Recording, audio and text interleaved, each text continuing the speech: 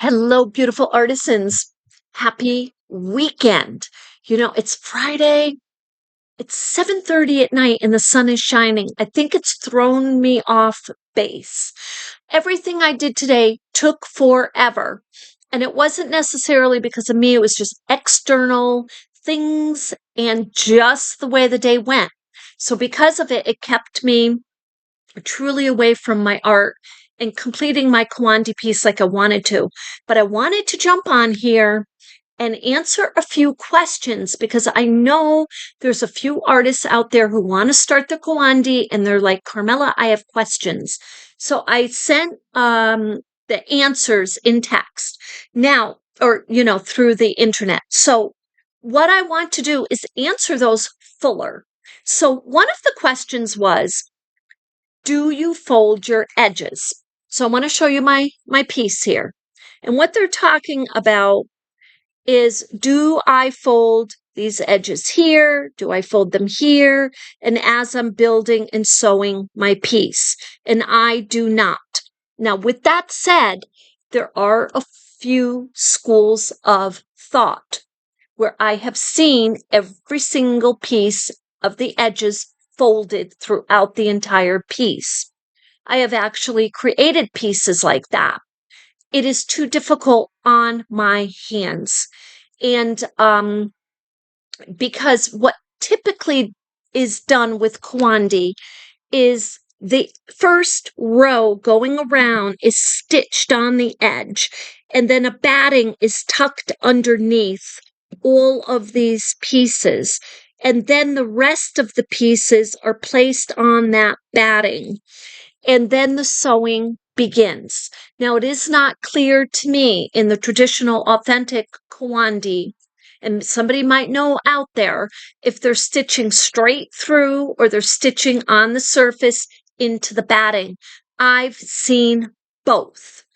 And so I say, when you're inspired and when you're creating, unless you're really going to study the traditional method and you want to learn that, there's experts out there who can teach that.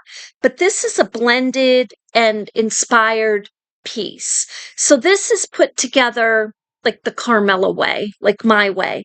When you get a quilt is when you have 3 layers. You have the top layer, your base, and then your backing. So this piece, this runner, will have, this is the top layer, the pieces.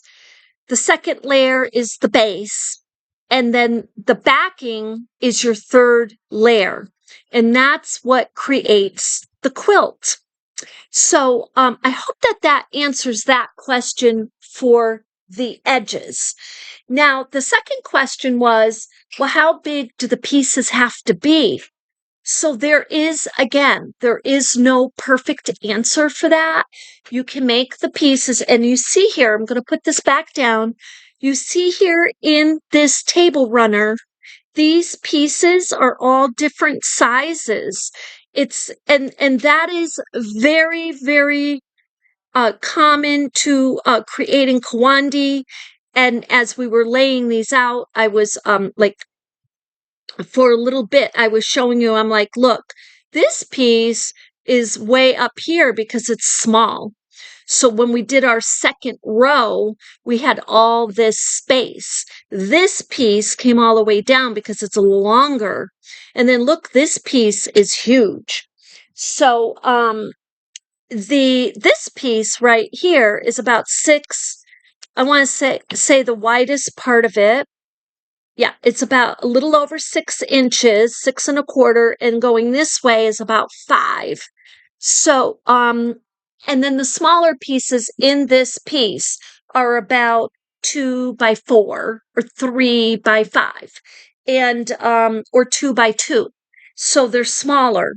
So I used all different sizes.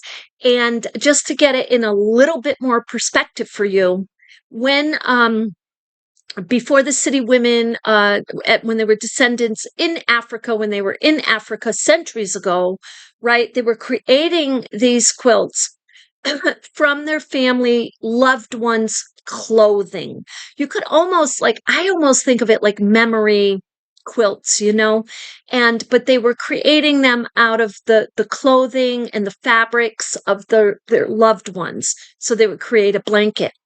Excuse me. So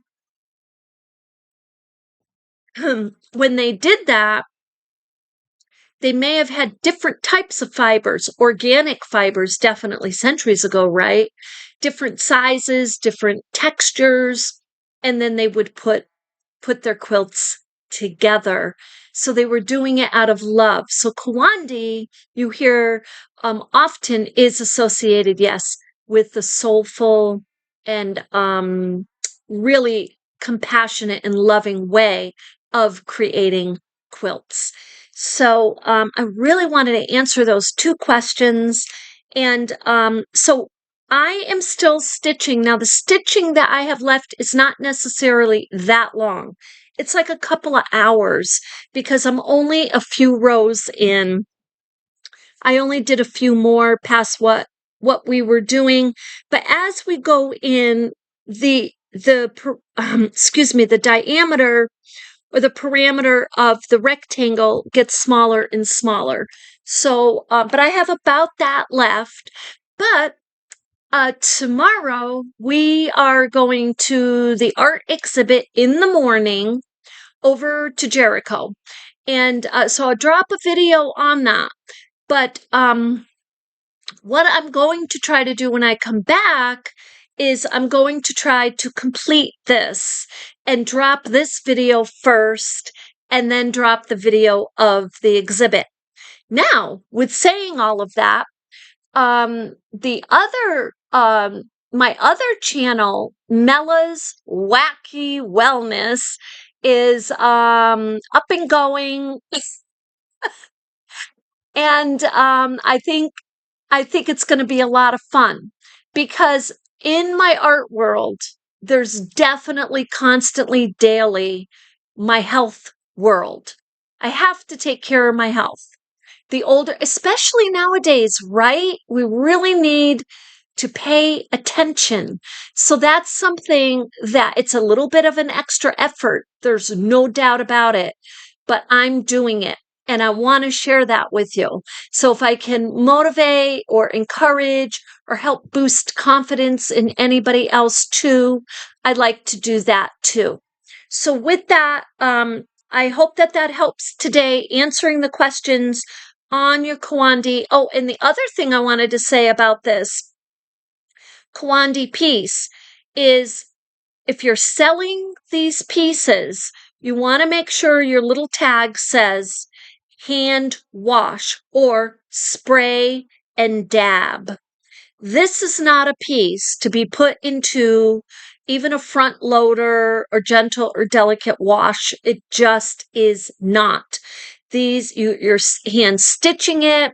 The fabrics may vary definitely between cotton and polyester blends or organic cottons or acrylics or acrylic and polyester.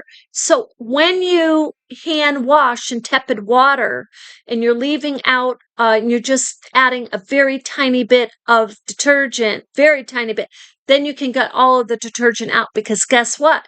If you're using your cotton thread or your sashiko thread, or any cotton in there, any organics in there, the detergent can be harmful if the person doesn't wash it out completely from the fabric. So you want to say tepid water, mild soap, and air dry. So with that, I hope you have a beautiful start to your weekend, and we will see you on the next one.